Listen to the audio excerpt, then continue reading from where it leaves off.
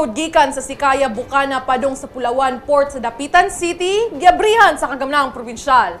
Dawato nato si Lorvie Cabilin alang sa dugang detalye. Matuma na ang damgo sa mga lumulupyo sa Sitio Buton, Barangay Sikayab ug sa Barangay San Vicente, lungsod sa Dapitan.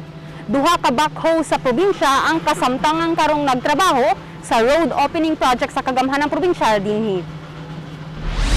Gipadayon karon sa administrasyon ni Governor Robert Uy ang pag-abre sa Coastal Road gikan sa Sikaya, Bukana hangtod sa Pulawan Port sa Dakbayan sa Dapitan nga gisugdan kaniadto ni former Governor Isagani Amatong.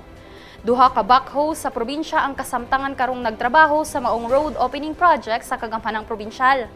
Adunay kapin kun kulang 4 ka kilometro ang gitas-on sa maong karsada. Sa pakiginabi ngadto ni Mr. Cirilo Lacchio lumulupyo sa Sitio Buton, Sikayab, Dapitan City, siya nagkanayon nga kadako gyud nilang kalipay nga mabuhatan na og karsada ang ilang lugar. Niini dili na sila magbaklay pa kung munaog sila sa sentro alang sa ilang mga panginahanglanon, ingon man lakip nga dili na magbaklay ang ilang mga estudyante kung moeskwela. Dugang niya nga ang mga tag-iyagyuta magtuko daw og ilang balay kung makarsadaan na kini.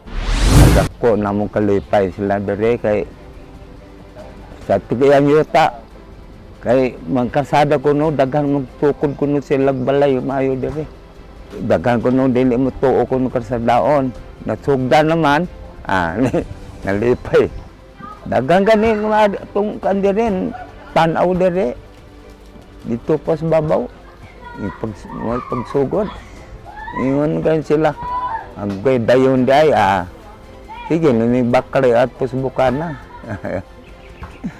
mo na goban paling palutog motor ko na magsalamat ta kaya di na tag baklay taw pasaan og balod doon na mo pliton pasaan na man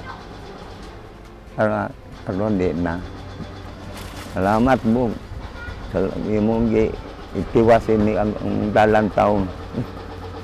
Sumala ni Mr. Lacchio nga sa kadugay sa panahon, nangandoy sila nga makabaton og kalsada, gani perting lipayan nila sa dihang gitrabaho kini sa administrasyon kaniadto ni former Governor Amatong. Ang maong kalsada posible pohon nga himuon nga agianan sa mga trailer truck o mga dagkong truck, ingon man sa mga pasahero sa barko sa Pulawan Port.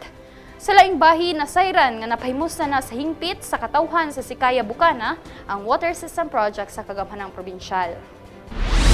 Gikan dinhi sa Sitio Buton, Bukana, Sikayab, Dapitan City, Lorvie Cabilin sa Zamboanga del Norte Provincial News Network. Ang dapig sa kamatuoran, duyog sa kalambuan. Aron ma-update kamo sa tinuod nga mga balita ning atong probinsya, please like and follow our Facebook page, Provincial Information Center, Zamboanga del Norte. Pwede usab ninyo kining i-share aron mas daghan sa atong katawhan ang makahibalo sa tinuod nga panghitabo dinhi sa atong probinsya. Mag-comment usab kamo aron maibawa namo ang inyong reaksyon ug opinyon. Kini si Shariza Haralves sa Zamboanga del Norte Provincial News Network, ang dapig sa kamatuoran, duyog sa kalambuan.